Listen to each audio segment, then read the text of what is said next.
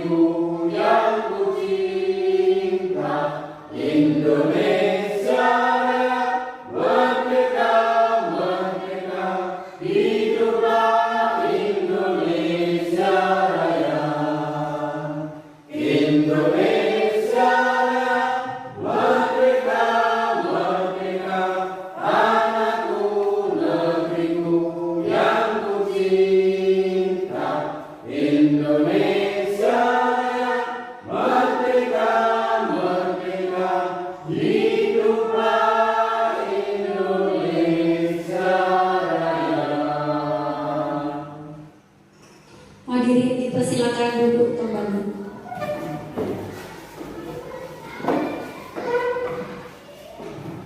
Acara yang ketiga, sambutan yang akan disampaikan oleh Ibu Kepala Sekolah SD Negeri Kedau 03. Kepadanya saya persilakan.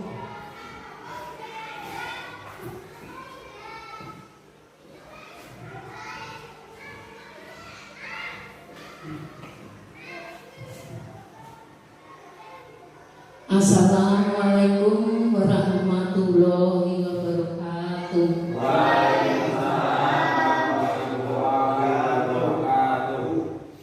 Yang terhormat Bapak Ibu Guru SD Kedau 03, pertama-tama kami ucapkan puji syukur kehadirat Tuhan Yang Maha Esa karena telah melimpahkan rahmat dan hidayah-Nya sehingga kita dapat bertemu kembali dalam keadaan sehat walafiat. Pada siang hari ini kami bersama teman-teman atau bersama dengan Bapak Ibu Guru untuk mengadakan penerapan pemahaman budaya positif, yaitu kepada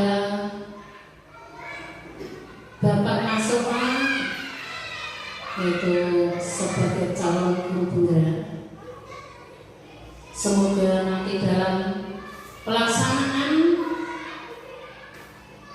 pemaparannya dapat berjalan dengan lancar dan tidak ada halangan suatu apapun, sehingga dalam CGP atau calon guru penggerak ini dapat selesai dalam keadaan sehat walafiat dan lancar. Bapak Ibu,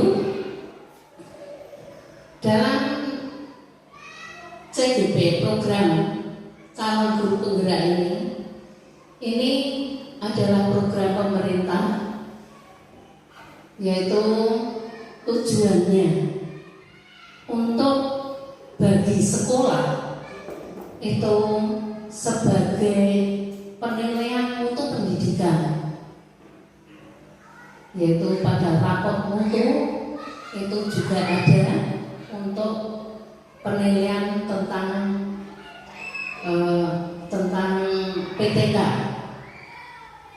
Kemudian penilaian bagi calon guru ini sangat bermanfaat bagi calon guru penggerak.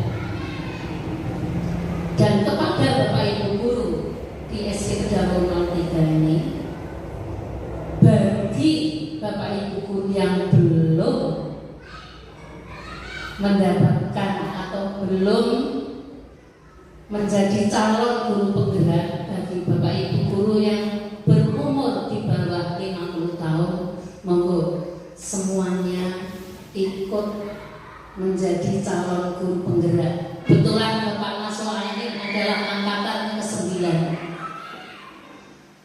Bagi siswa itu manfaatnya sungguh luar biasa. Dengan adanya guru penggerak ini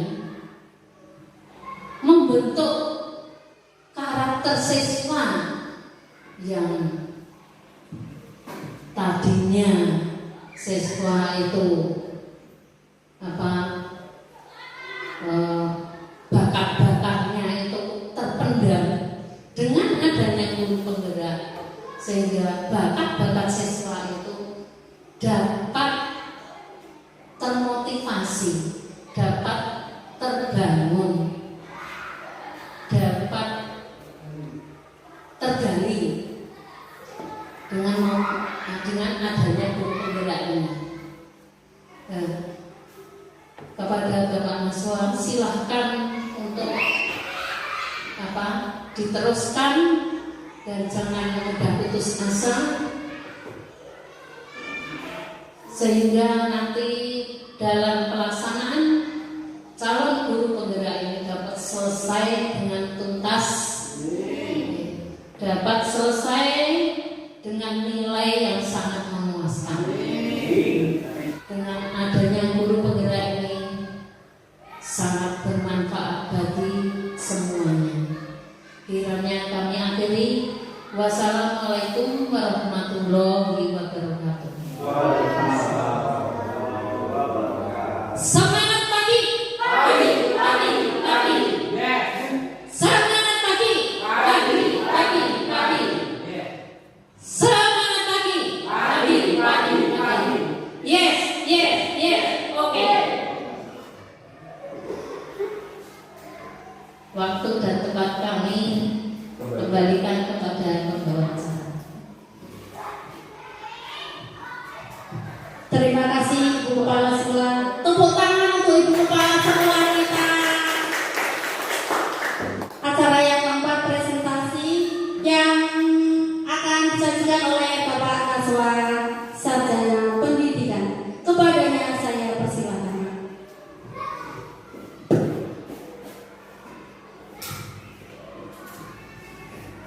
Bismillahirrahmanirrahim. Terima kasih atas waktunya yang diberikan oleh Bu Dita selaku moderator ya.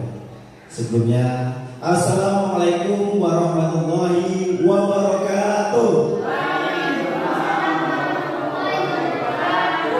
Oke Bapak Ibu semua, sebelum kita lanjut, saya ingin melihat semangat Bapak Ibu semua ya. Semangat lagi. Semangat lagi. Semangat lagi. SD Negeri Kedaung 3.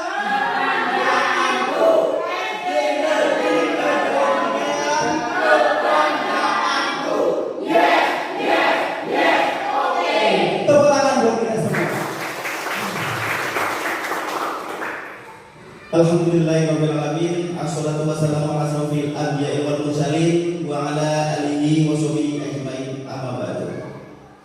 Kepada yang terhormat Ibu Kepala Sekolah SD Negeri Kedaung 3, Ibu Sri Wahyuni. Kepada yang terhormat pula teman dan rekan guru SD Negeri Kedaung 3 dan stafnya. Pertama-tama marilah kita panjatkan puji syukur kehadirat Allah Subhanahu wa taala yang telah melimpahkan rahmat-Nya sehingga pada kesempatan ini kita masih dalam keadaan sehat walafiat dan masih bisa berkumpul di ruangan yang sangat luar biasa ini.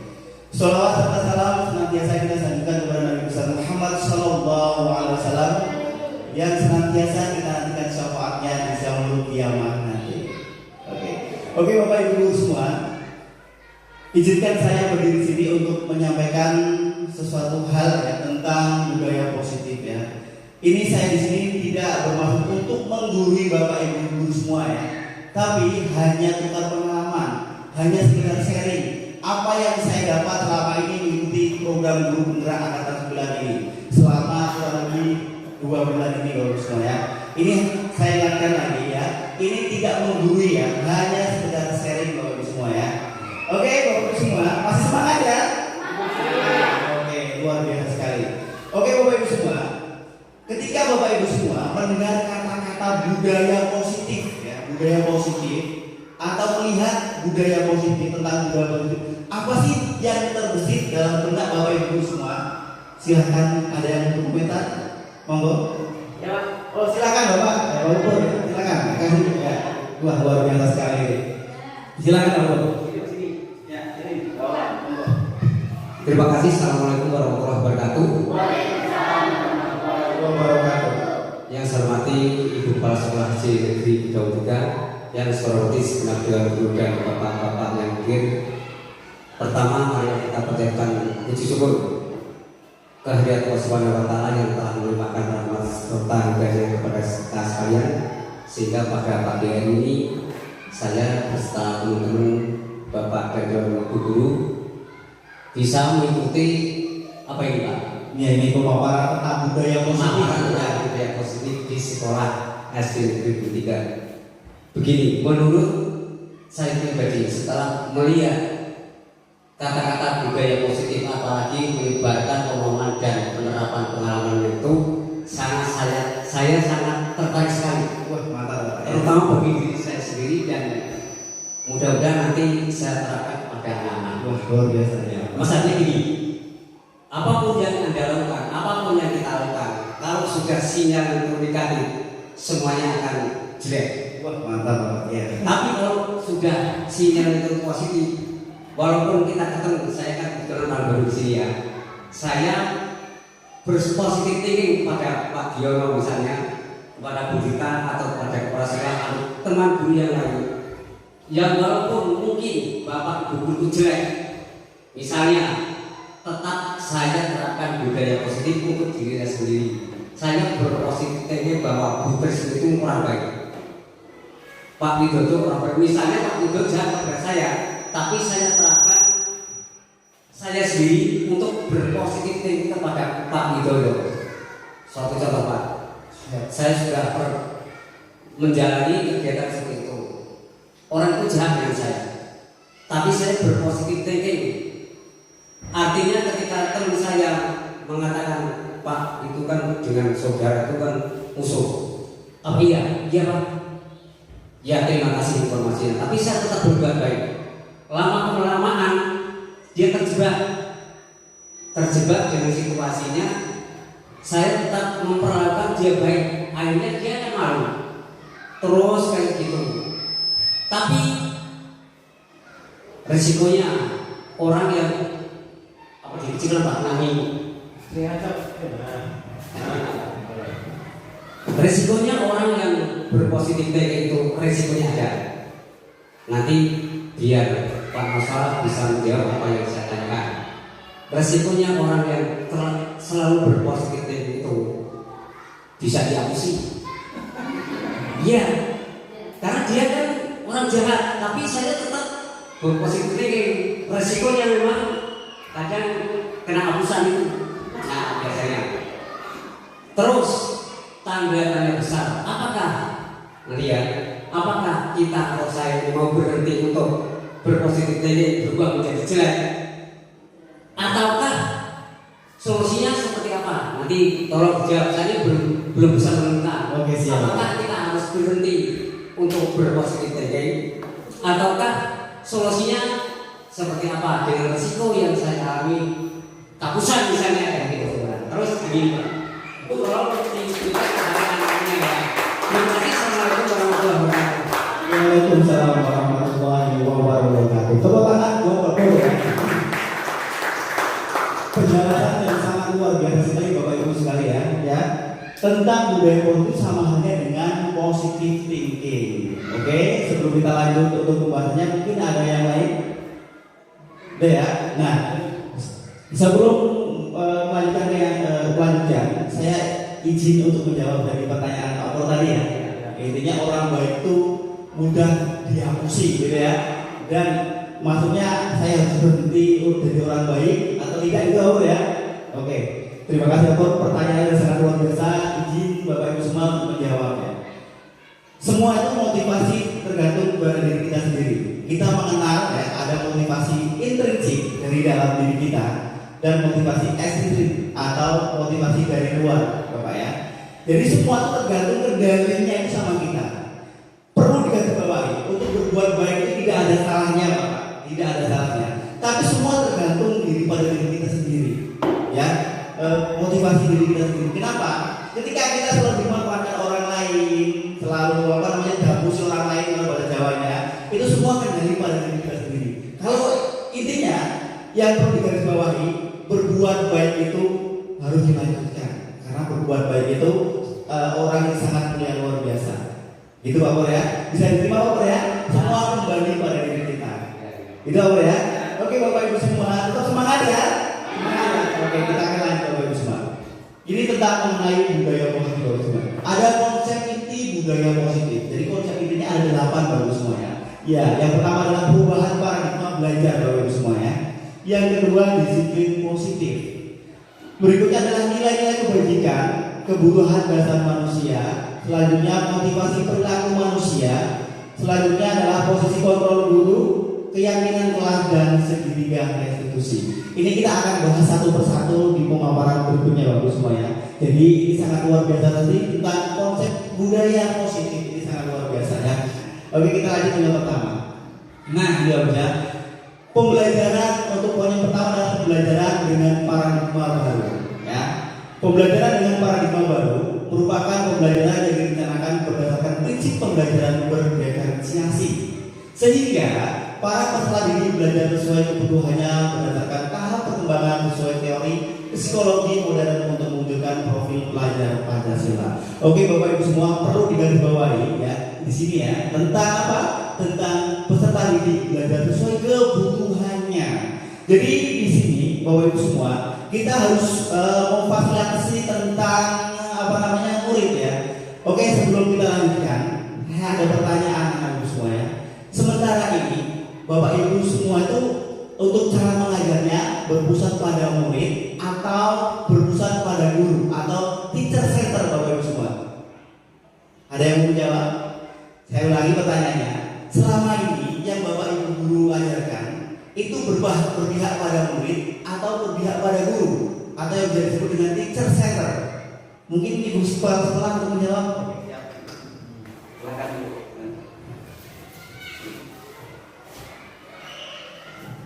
Terima kasih kepada Bapak Mas Soha yang sudah menyampaikan tentang pembelajaran dengan paradigma baru.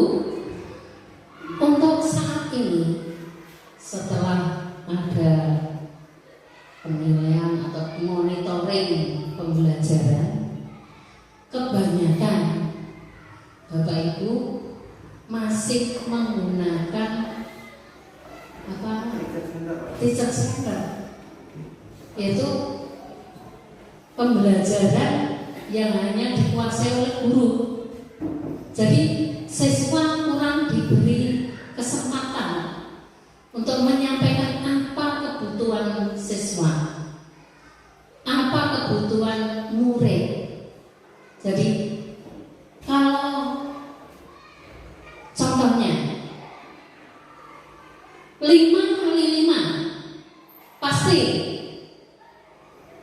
jawabannya 25. Nah, itu Bagaimana caranya? Kadang guru kurang memberi kesempatan kepada siswanya. Kok bisa 25? Itu berasal dari mana? Itu biasanya tidak seperti itu. Nah, itu. Jadi to the point, biasanya to the point. Dan kadang-kadang kita kurang sabar untuk menghadapi siswa. Apalagi siswa yang masih kurang mampu dalam berpikir, kurang begitu masih kurang gitu. Nah, caranya bagaimana supaya siswa itu jelas asalnya 25 itu dari mana? Nah, inilah sebagai PR kita sebagai guru itu bersabarlah, dan kita wajib membimbing dan mengarahkan dalam menemukan jawaban 25 itu dari mana. Nanti itu Bapak yang kami sampaikan kebanyakan memang titik tersetter tidak ada guru. Kami akhiri. Assalamualaikum warahmatullahi wabarakatuh. Waalaikumsalam warahmatullahi wabarakatuh. Tepuk tangan buat Ibu Kepala Sekolah. Oke, sangat luar biasa sekali ya disampaikan oleh Ibu Kepala Sekolah ya tentang sementara ini kita mengajar pakai apa gitu ya. Ternyata Bapak semua ya yang diterapkan selama ini adalah tentang berpihak pada guru atau teacher center. Oke Ibu semua, mulai dari sedikit demi sedikit, marilah kita rubah cara belajar kita Bapak Ibu semua dengan menggunakan berpihak pada murid yang sesuai dengan profil pelajaran Pancasila. Adapun profil pelajaran Pancasila Bapak Ibu ada 6 ya, ada 6 item. Yang pertama adalah beriman bertakwa kepada Tuhan Yang Maha Esa dan berakhlak mulia. Tujuannya anak biar beriman ya. Tujuannya biar anak bertakwa kepada Tuhan Yang Maha Esa. Itu harapan kita semua Bapak Ibu semua ya. Oke. Yang kedua adalah berkebinekaan global. Jadi mampu juga Bapak Ibu semua anak didik kita yang sesuai dengan perkembangan zaman, yaitu dengan berkebinekaan global gitu. Berikutnya adalah bergotong royong. Yang dimaksud di sini Bapak Ibu semua ya, bergotong royong itu tidak hanya membersihkan kelas, membersihkan lingkungan sekolah ya, tapi diantaranya yang dimaksud bergotong royong di sini adalah termasuk kolaborasi sesama guru, kolaborasi antar guru, kolaborasi murid dengan guru, kolaborasi guru dengan orang tua wali murid. Itu maksudnya Bapak Ibu ya. Itu harapannya dengan profil belajar Pancasila seperti ini. Yang berikutnya adalah kreatif. Nah, harapan kita dengan adanya profil pelajaran Pancasila ini diharapkan siswa atau murid lebih kreatif Bapak Ibu semuanya. Jadi seperti itu. Berikutnya adalah bernalar kritis ya. Siapa sih yang nggak mau Bapak Ibu semua ya? Ketika anaknya itu berpikirnya atau bernalar kritis, pasti semua akan mau Bapak Ibu ya. Ketika anak didik kita berpikiran atau bernalar kritis, itu sangat yang luar biasa Bapak Ibu. Nah untuk itu Bapak Ibu semua, tidak langsung tidak, tapi sedikit ya kita akan menerapkan ini ya tentang profil pelajaran Pancasila. Yang berikutnya adalah mandiri ya. Harapan kita anak didik kita itu belajar mandiri ya, untuk apapun intinya diajarkan tentang kemandirian dengan tidak lepas guru yang membimbing murid ya tentang kemandirian ini Bapak Ibu semua. Itulah 6 pilar ya dari profil pelajar Pancasila Bapak Ibu semua ya. Semoga kita kedepannya sedikit demi sedikit bisa menerapkan tentang profil pelajar Pancasila. Bisa ya Bapak Ibu semua ya? Bisa ya? Oke, luar biasa. Ini bagus ya. Selanjutnya adalah tentang miskonsepsi tentang teori kontrol. Selama ini ya bahwa kita tuh beranggapan yang pertama guru mengontrol murid. Ternyata itu semua ilusi Bapak Ibu ya. Jadi yang bisa mengontrol diri kita ya diri kita sendiri ya. Yang berikutnya adalah ilusi bahwa semua penguatan positif efektif dan bermanfaat. Belum tentu Bapak Ibu semua ya. Itu ternyata ilusi ya. Hanya iya betul. Yang berikutnya adalah ilusi bahwa kritik dan membuat rasa bersalah mampu menguatkan karakter. Belum tentu juga Bapak Ibu semua ya. Di sini tidak seperti itu ya. Nanti kita bahas satu persatu. Berikutnya adalah ilusi bahwa orang dewasa berhak memaksa. Ya, itu hanya ilusi, hanya pandangan dari sisi diri kita Bapak Ibu semuanya. Padahal di sini tidak bisa seperti itu. Intinya kita mengacu pada motivasi diri sendiri ya. Ada motivasi intrinsik dan motivasi ekstrinsik. Motivasi intrinsik itu dari dalam diri kita sendiri dan ekstrinsik itu dari luar.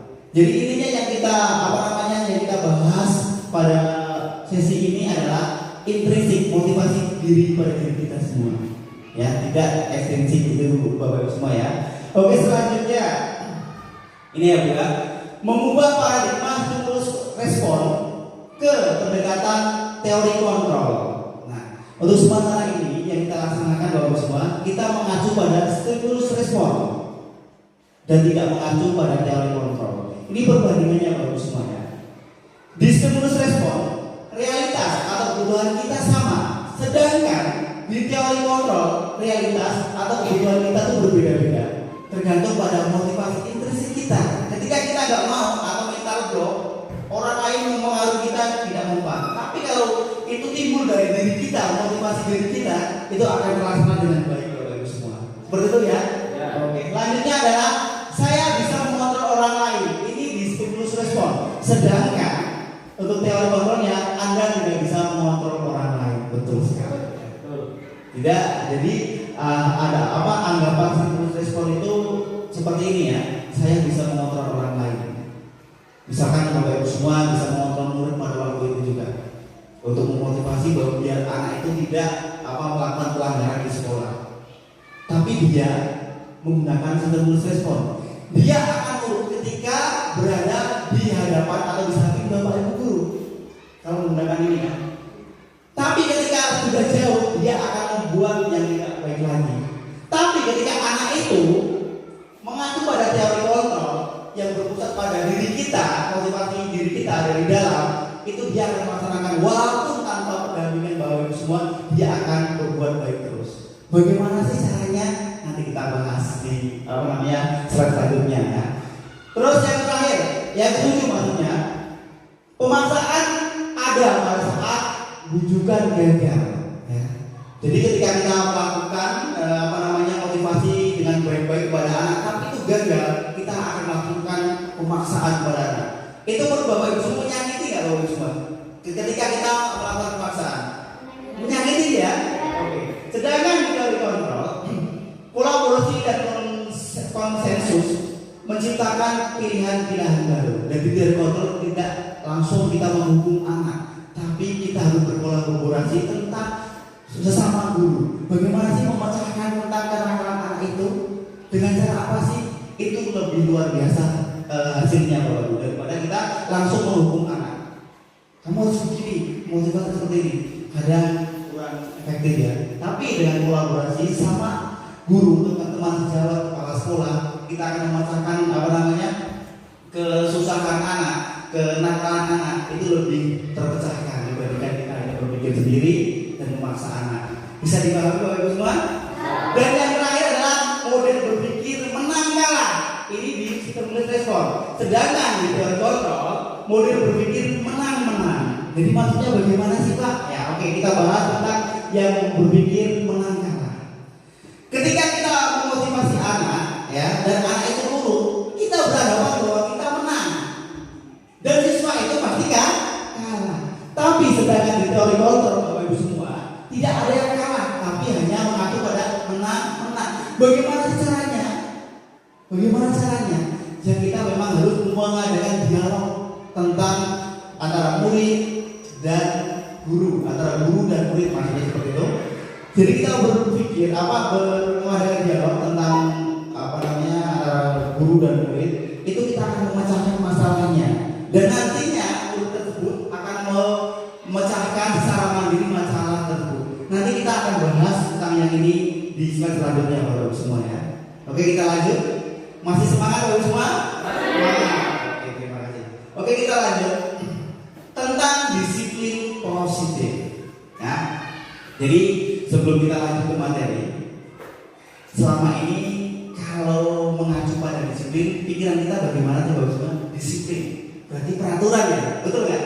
Peraturan, terus hukuman, gitu Bapak Semua ya. Ternyata Bapak Semua ya, pengetahuan tentang disiplin itu berasal ya, disiplin berasal dari kata disiplina, yang artinya belajar. Jadi beranggapan kita kalau disiplin itu berkaitan dengan hukuman atau peraturan, nilai yang aktif, tidak merendahkan orang lain dan memberikan yang terbaik dari diri. Jadi di skill ini memang ini sangat luar biasa saja di dalamnya Bapak semua ya. Semoga kita kedepannya bisa menerapkan semua ketiga ini ya, bahkan untuk sumber lain tentang nilai kebajikan bisa kita terapkan walaupun tidak secara langsung gitu ya. Maksudnya langsung berubah gitu, tapi sedikit demi sedikit. Masih semangat Bapak semua? Semangat ya? Oke, selanjutnya Bapak semua ya.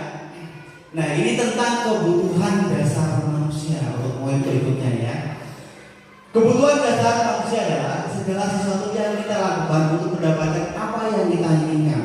Seluruh tindakan yang kita lakukan memiliki tujuan tertentu dan semua usaha terbaik yang kita lakukan adalah dalam rangka agar kebutuhan dasar kita terpenuhi dengan baik. Jadi ketika kebutuhan dasar manusia salah satu saja tidak terpenuhi, itu anak ya, itu akan berakibat ya bisa dikatakan oleng ya, bahasanya kita oleng. Jadi seperti itu. Harus bagaimanapun caranya kebutuhan dasar manusia itu harus bisa terpenuhi. Nah ini diantaranya semua. Nah ada 5 kebutuhan dasar manusia. Yang pertama adalah bertahan hidup. Orang hidup pertama adalah butuh makan, ya, pakaian, tempat tinggal, keamanan dan kesehatan. Bapak Ibu semua untuk melihat bertahan hidup itu pernah nggak Bapak semua untuk anak didiknya ketika dikasih pelajaran dijelaskan dia mengantuk, ada nggak? Ada ya. Pasti semua guru mengalami. Mungkin salah satunya kebutuhan bertahan hidupnya ya mungkin dimakan, dia tidak sarapan. Bisa jadi seperti itu Bapak semua ya. Jadi ketika kebutuhan hidup ini salah satunya tidak terpenuhi, dia akan mengakibatkan jadi katakan bahasa kita oleng gitu ya. Oke, selanjutnya adalah kasih sayang dan rasa diterima. Rasa diterima dipedulikan ya, berbagi, kerjasama menjadi bagian dalam kelompok. Ini termasuk dari 5 kebutuhan dasar yaitu kasih sayang dan rasa diterima. Jadi seperti itu. Selanjutnya adalah penguasaan. Di dalamnya ada harga diri, keinginan untuk dianggap pemimpin, berprestasi, diakui, didengar. Ini ya, kebutuhan adalah 5 kebutuhan manusia diantaranya adalah penguasaan. Jadi di dalamnya ada ini semua ya. Terus berikutnya adalah kebebasan. Di dalamnya ya ada mandiri, memiliki pilihan, mencoba hal yang baru, mampu mengendalikan arah dirinya. Ini di kebebasan ya. Yang selanjutnya adalah kesenangan, bermain, humor, antusiasme, bertakwa. Jadi untuk penerapan kesenangan di bidang pembelajaran kita itu sangat diperlukan sekali Bapak semua ya. Mungkin contohnya bermain sambil belajar, betul ya? Ya seperti itu. Ya, jadi kita tidak hanya tegak ya. Kita untuk mengarahkan menjelaskan kepada murid itu dengan cara ya agak dikasih bercandaan lah, nggak ada tegang terus dengan cara ini humor. Jadi seperti itu. Seorang guru ketika mengarahkan kepada murid, ya kita harus antusias ya. Jangan mengarahkan kepada murid kita lembek, ya kan? Kata orang Jawa kalau filosofi guru itu di buku dan ditiru. Semua tergantung pada diri kita sendiri dulu Bapak Ibu sebelum ditiru oleh anak. Makanya mungkin dengan segi berpakaian, ya kita harus rapi dulu, ya kan? Untuk rambut kita harus rapi dulu. Nah ketika semua rapi, itu akan ditiru oleh anak didik kita. Betul Bapak Ibu semua? Masih semangat? Oke, selanjutnya Bapak semua ya, tentang motivasi perilaku manusia.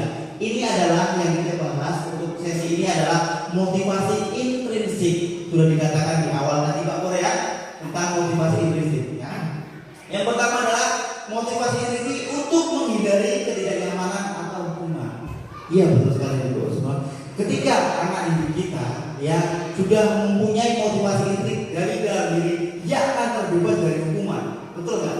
Karena dia selalu melakukannya dengan kemauan kita sendiri, tidak ada paksaan. Jadi seperti itu. Selanjutnya adalah untuk mendapatkan imbalan terhadap dari orang lain. Ya. Jadi apa yang dia lakukan, semoga saja apa yang saya lakukan ini untuk hari ini bisa mendapatkan imbalan penghargaan orang lain. Maksudnya bagaimana? Dengan dia melakukan kebiasaan yang baik, dia akan mendapatkan nilai yang baik seperti itu oleh gurunya.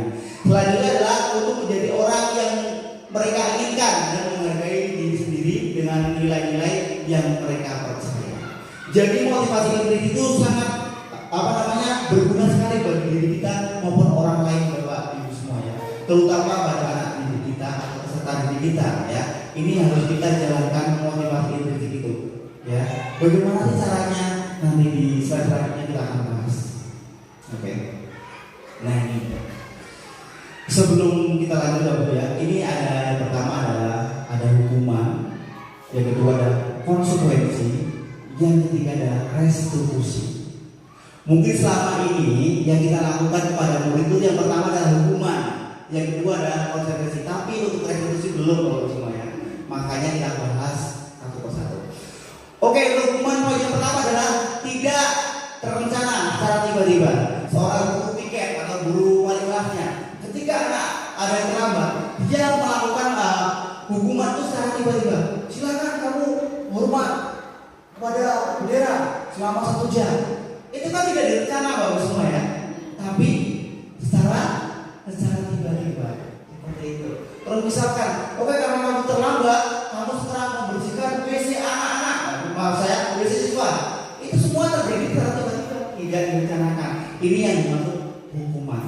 Yang selanjutnya Bapak Ibu semua ya, murid tidak tahu apa yang akan terjadi, tidak dilibatkan. Betul lah, murid tiba-tiba telat, tapi ketika dipanggil guru dia tidak tahu apa sih yang yang akan dilakukan guru pada saya misalkan itu. Dia tidak akan tahu.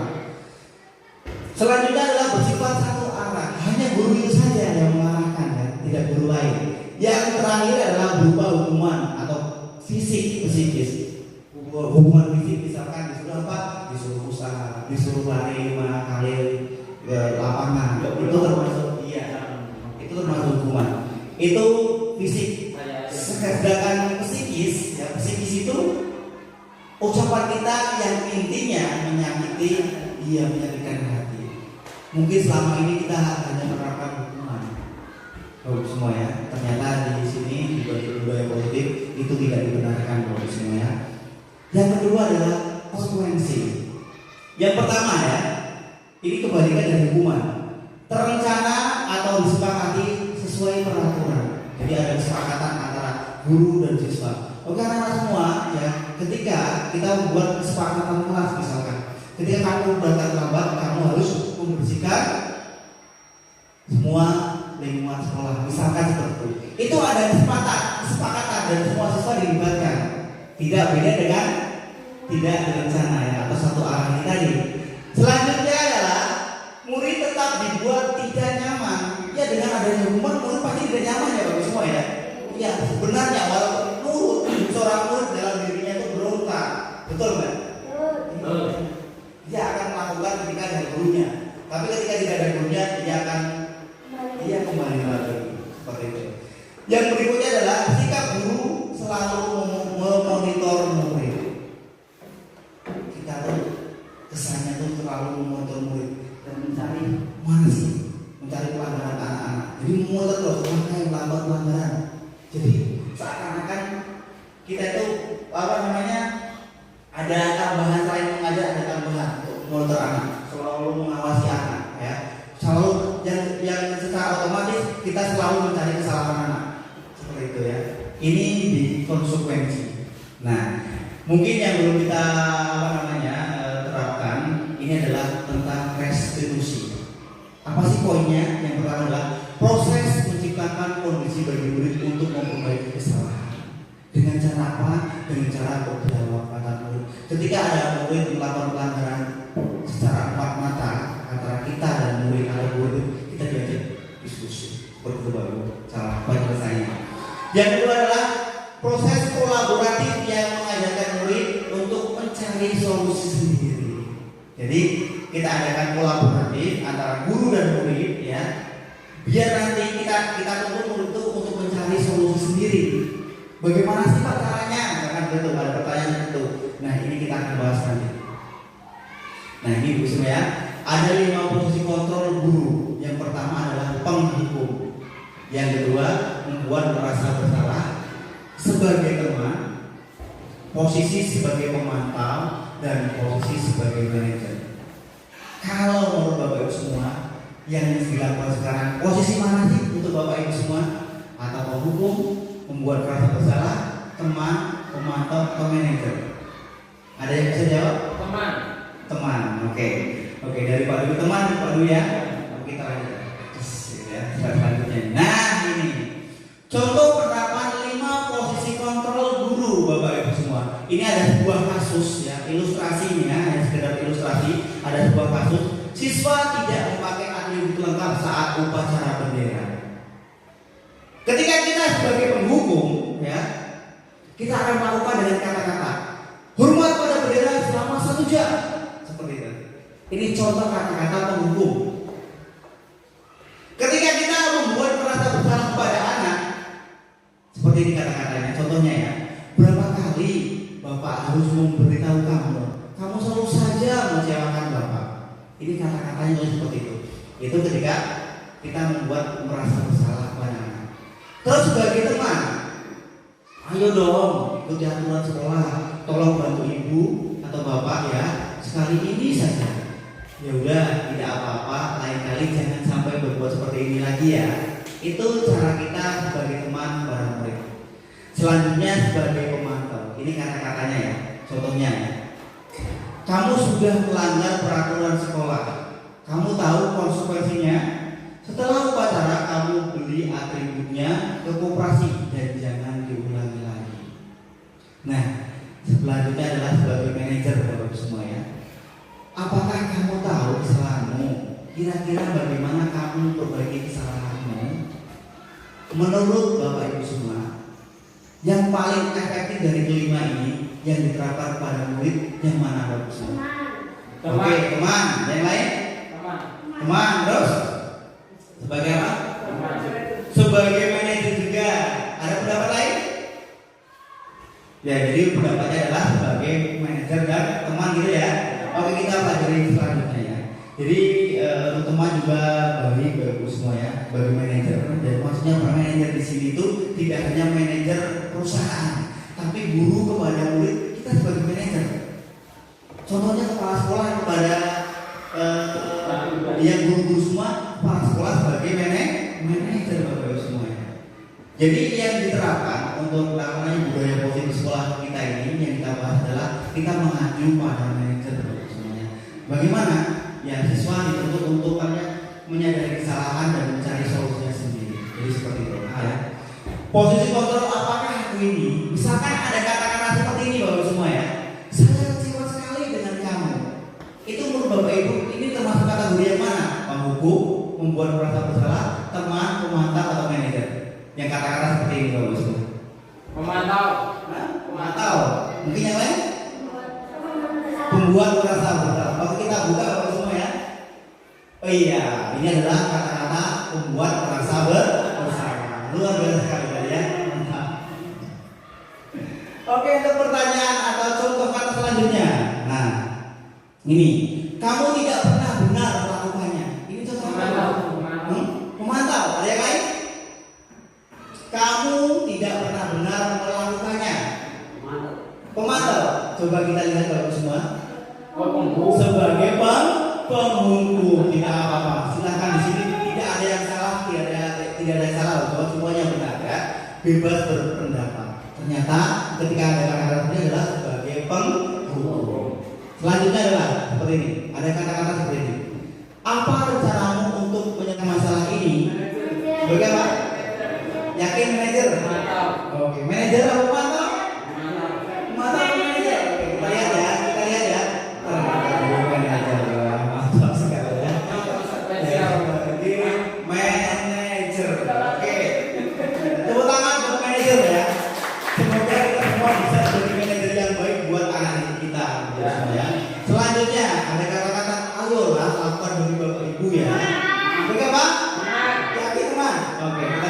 iya sebagai teman. Masih semangat Bapak semua?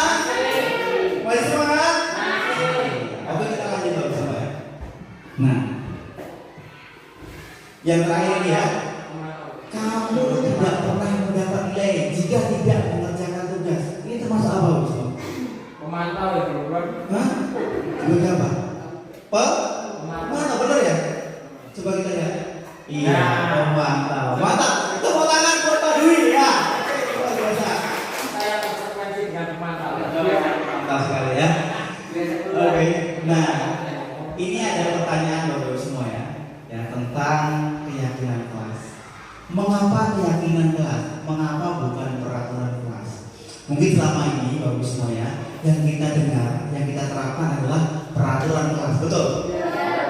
Tapi ternyata Bapak semua ya, yang kita bahas di sini adalah tentang keyakinan kelas. Apa dasarnya Bapak? Jangan bertanya. Keyakinan kelas itu timbul dari diri, dalam diri. Sedangkan peraturan kelas itu timbul dari luar. Kita mengacu pada motivasi intrinsik dan motivasi ekstrinsik. Untuk keyakinan kelas itu motivasinya dari diri atau intrinsik. Sedangkan peraturan itu dari luar atau ekstrinsik. Jadi intinya kita lebih mengacu kepada keyakinan kelas. Semoga setelah mengikuti pembelajaran ini apa yang saya paparkan ini bisa bermanfaat untuk Bapak Ibu semua bisa melakukan keyakinan kelas kepada anak-anak kita. Bagaimana sih Pak caranya? Nah di sini. Nah, pembentukan keyakinan kelas bersifat abstrak, singkat dan akurat. Itu caranya. Biar apa gunanya? Biar murid itu bisa mengingat, mudah mengingat. Berikutnya adalah berupa pertanyaan universal atau umum ya. Dasar secara murid gak paham Bapak semua ya. Kita lakukannya secara umum aja bahasa kita. Biar intinya murid itu paham ya. Secara universal atau umum. Berikutnya adalah dibuat dalam pernyataan positif. Ya iyalah ya. Mau saya ya kan? Semua kelas harus keyakinan kelas dibuat dalam pernyataan positif. Ya. Selanjutnya sedikit saja agar mudah diingat. Ya. Jadi keyakinan kelas kita buat sedikit aja, nggak usah banyak sekali atau 1, 2, 3, yang minimal 3 lah atau 5. Biar intinya anak itu bisa mudah mengingatnya. Selanjutnya adalah sesuai dengan kondisi kelas dan sekolah sehingga mudah diterapkan. Kalau kita sekolahnya di dekat pantai, ya kita aja menyerupai di dekat pantai lah ya kayak gitu ya. Jangan penerapannya mau disamakan dengan yang di atas, misalkan di Pagilaran. Itu kurang ya.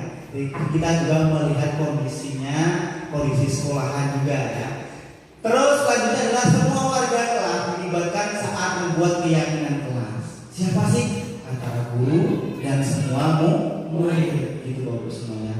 Ini cara membentukkan keyakinan kelas.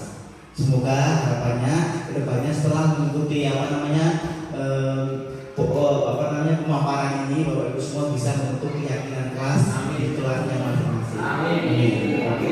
Selanjutnya Bapak Ibu semua ya. Nah, kita akan belajar segitiga restitusi.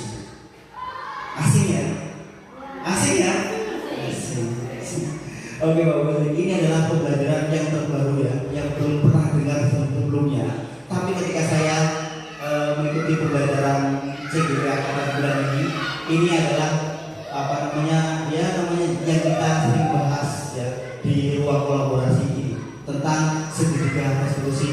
Ini letaknya di modul 1 Bapak Ibu. Dan alhamdulillah saya sudah terlewati untuk modul ini. Terima kasih. Kita bahas ya. Segitiga restitusi, suatu proses dialog yang dijalankan oleh para guru agar dapat menjadikan murid yang mandiri dan bertanggung jawab. Itu harapannya dengan mengacu pada 3 pilar ini, Bapak semua ya. Tentang segitiga ini ada 3 pilar. Yang pertama adalah menstabilkan identitas. Yang kedua, validasi tindakan yang salah. Yang ketiga, menanyakan keyakinan. Pasti bingung. Posisi kan? Oke, kita bahas Bapak semua ya di sini. Nah, oke, tentang menstabilkan identitas. Berdasarkan prinsip membuat kesalahan adalah bagian dari proses pembelajaran. Ya, jadi intinya menstabilkan identitas seperti ini Bapak semua ya. dengan contoh kata kepada murid. Ya, kurang lebihnya seperti ini Bapak semua ya. Berbuat salah itu wajar. Kita bisa mengatakan itu kepada murid. Contoh saja, ini contoh ya. Nanti bisa dikembangkan sendiri. Terus yang kedua adalah tiada manusia yang sempurna.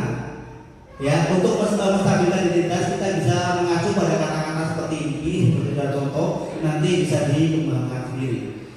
Berikutnya adalah ibu atau bapak juga pernah melakukan itu.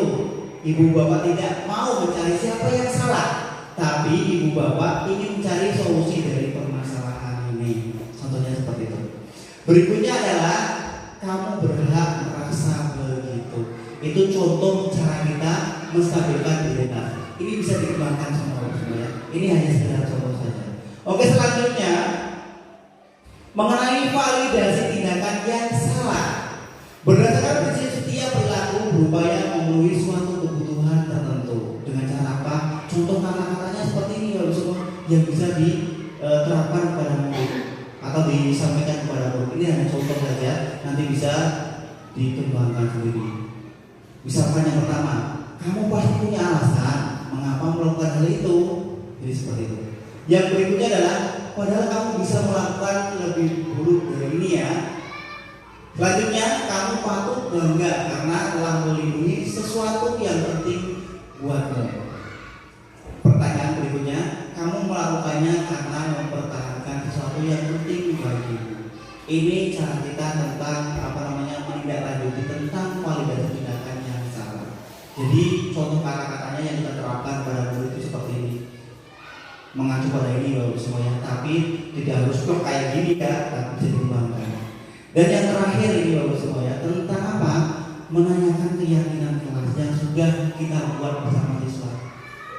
Berdasarkan prinsip teori kontrol bahwa pada dasarnya kita termotivasi secara intrinsik atau dari dalam kita, diri kita ya. Bagaimana contoh kata-katanya? Apa keyakinan kelas kita? Ya, pasti anak karena tadi kita membuatnya secara simpel, pasti anak tahu.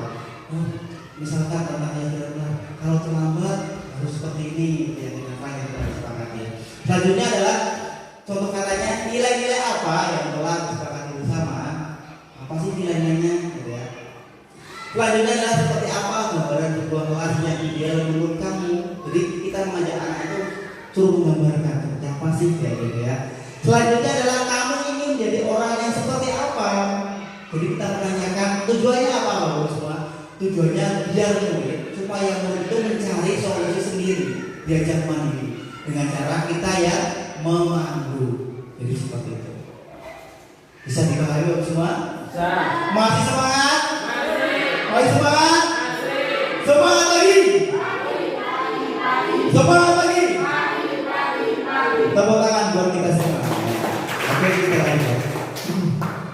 Nah, ini Ibu semuanya, kita akan mencontohkan ya cara penerapan tentang apa? Tentang segitiga solusi secara nyata. Ini contohnya seperti ini Ibu semuanya.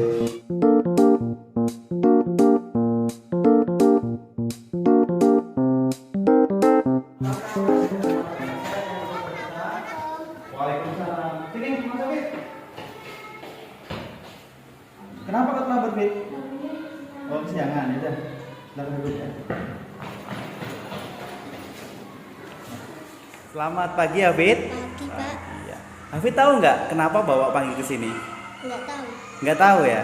Tadi Hafid berangkat sekolah jam berapa, Nak?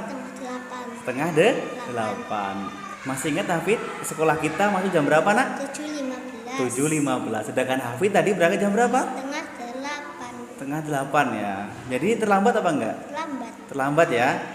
Hafid, terlambat itu perbuatan baik atau tidak baik, Nak? Tidak baik. Tidak baik ya. Tahu kan? Tahu. Iya. Jadi kenapa Hafid saya panggil ke sini ya? Tidak, Pak Naso tidak mencari siapa yang salah, siapa yang benar, tapi ingin mencari solusi supaya Hafid tidak terlambat lagi, gitu ya? Oke. Punya alasan kenapa kok datangnya terlambat, Nak? Coba ceritakan kepada Pak Nasoha. Tidurnya kemalaman. Tidurnya kemalaman. Kenapa kok bisa kemalaman, Nak? Main game. Oh, main game. Tidurnya kemalaman, akhirnya bangunnya kesiangan. Yakin kalau nilai disiplin dan tepat waktu itu penting bagi diri kita? Yakin ya? Yakin nilai-nilai itu ya penting? Penting, yakin ya? Sekarang Apa yang harus dilakukan supaya tidak terlambat lagi masuk sekolah? Nah, Jangan jangan tidur tidur malam-malam. malam-malam. Terus Jangan main game. jangan main game, Pasang alarm. memasang bagus sekali ya. Hafid tahu sekarang yang akan dilakukan? Iya, kalau tahu kapan nak mau mulainya? Mulai hari ini, yakin? Hafid bisa bangun pagi-pagi ya, tidur jangan terlalu malam gitu ya. Bisa nak ya? Bisa melakukan perubahan nak ya? Oke. Nah, sekarang Hafid bisa melakukan perubahan mulai dari sekarang. Sekarang kita tes dulu nak. Oke. Terima kasih nak ya. Bapak semua, ini adalah salah satu contoh penerapan segitiga restitusi tentang kasus anak yang sering terlambat sekolah. Caranya kurang lebihnya seperti itu Bapak semua ya. Semoga kedepannya Bapak semua bisa menerapkan seperti itu. Kita semua ya, tidak langsung bisa berubah enggak, tapi secara sedikit demi sedikit Bapak semua ya. Oke, selanjutnya ini sebagai penutup Bapak semua ya. Dalam penerapan program disiplin positif, hendaknya guru memiliki standar kepribadian, profesional dan sosial yang baik, di mana guru mampu merefleksi dirinya dalam posisi kontrol saat ini. Bagaimana perjalanan dirinya sebagai AMO atau manajer yang menuntut murid-muridnya menjadi insan yang mandiri, merdeka dan bertanggung jawab. Yang dikutip dari standar nasional pendidikan. Jadi seperti itu Bapak semua. Jadi Bapak semuanya, hanya itu yang bisa saya paparkan.